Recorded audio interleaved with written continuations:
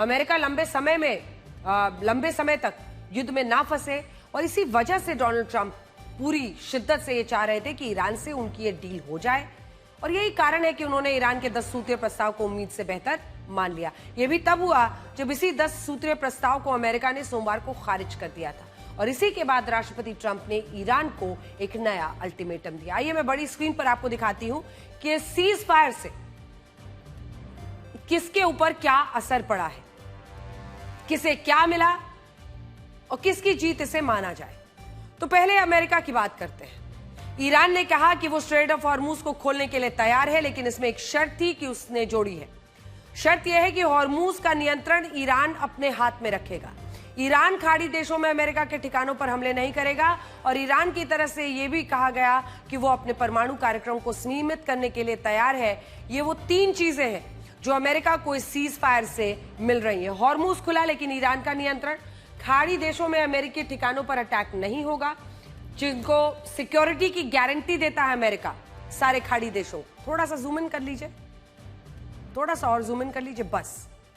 तो ये खाड़ी देशों में अमेरिकी ठिकानों पर अटैक होगा। ईरान परमाणु कार्यक्रम सीमित करने को तैयार हो गया है। तो ये है जो चीजें अमेरिका को मिली है। अब हम आपको बताते हैं कि दूसरी तरफ बाकी दोनों देशों को क्या मिला। अब ये देखिए कि ईरान को क्या हासिल हुआ। राष्ट्रपति ट्रंप ने कहा कि वो ईरान की 10 सूत्रीय मांगों पर बातचीत करने के लिए तैयार है। अब ये 10 मांगे ऐसी हैं जो ईरान को अमेरिका के ऊपर बढ़त दिलाती हैं। जैसे अमेरिका ईरान पर कभी हमला नहीं करेगा, सबसे ऊपर जूम इन कीजिए। अमेरिका फिर कभी हमला नहीं करेगा ईरान पर। IRGC के समन्वय में हॉर्मूज से जहाजों की आवाजाही होगी। परमाणु संवर्धन कार्यक्रम की स्वीकृति होगी। ईरान से सभी प्रतिबंध हटाए जाएं। IAEA में ईरान के खिलाफ प्रस्ताव खत्म करना। ये अल जजीरा के हमारा सोर्स है, जिसके हवाले से हम आपको जानकारी दे रहे हैं। UN में ईरान के खिलाफ प्रस्ताव खत्म करना। क्षेत्र में अमेरिकी सेनाओं की वापसी, युद्ध में ईरान के नुकसान का मुआवजा, विदेशों में जब्त ईरानी संपत्ति मुक्त करना, UNSC के प्रस्ताव में सभी मामलों का समर्थन।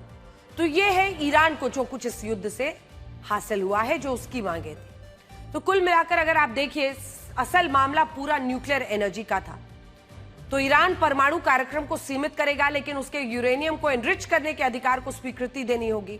ईरान पर लगे सभी प्रतिबंध हटाने होंगे। इंटरनेशनल एटॉमिक एनर्जी एजेंसी में ईरान के खिलाफ सभी प्रस्ताव वापस लिए जाएंगे।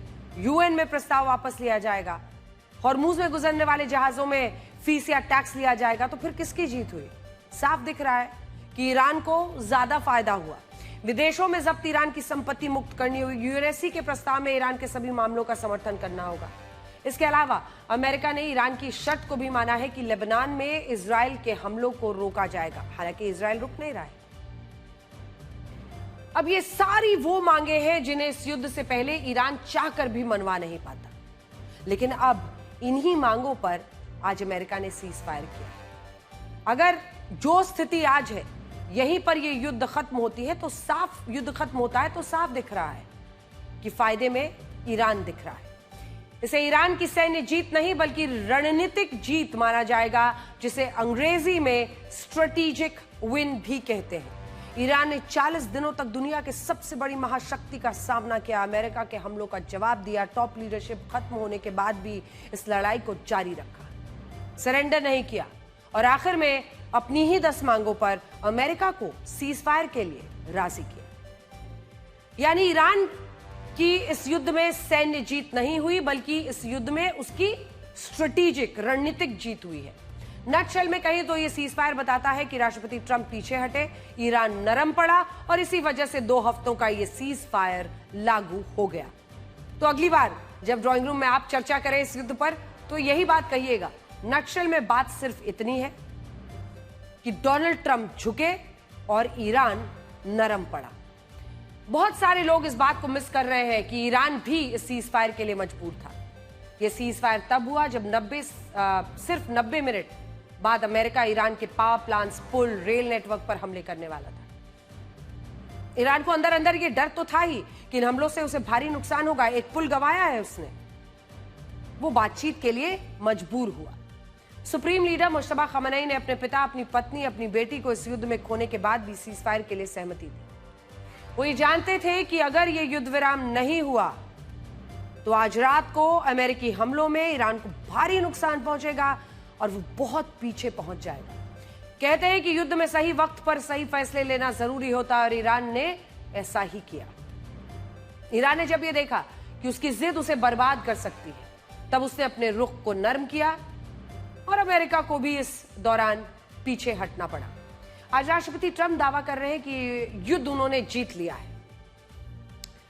लेकिन जरा आप ये ग्राफिक्स देखिए। इस युद्ध से पहले स्ट्रेट ऑफ हॉर्मुज पर ईरान का नियंत्रण नहीं था, लेकिन आज सीज फायर के बाद है। तो किसकी जीत हुई और किसकी हार? इस युद्ध से पहले ईरान पर कुल 711 प्रतिबंध लगे हुए थे, लेकिन इस सीज फायर के बाद ये प्रतिबंध हट सकते हैं। किसकी जीत हुई और किसकी हार? इस युद्ध से पहले ईरान को यूरेनियम एनरिच करने का अधिकार नहीं था, लेकिन अब इस सीज फायर के लिए उसने ये शर्त रखी है।